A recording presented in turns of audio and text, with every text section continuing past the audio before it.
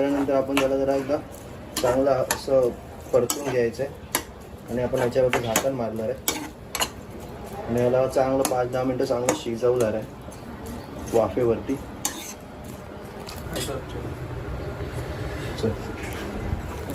Guys आता हे उकळे आलेले आहेत, आपण हे कोकम ॲड करून घेऊ. कोकमानी पण एक मस्त टेस्ट येते ह्याला.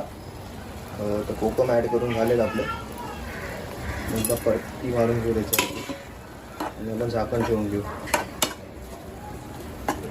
ही चांगली शिजली की मग ही आपण भाकरी बरोबर, पावाबरोबर, चपाती बरोबर खाऊ शकतो.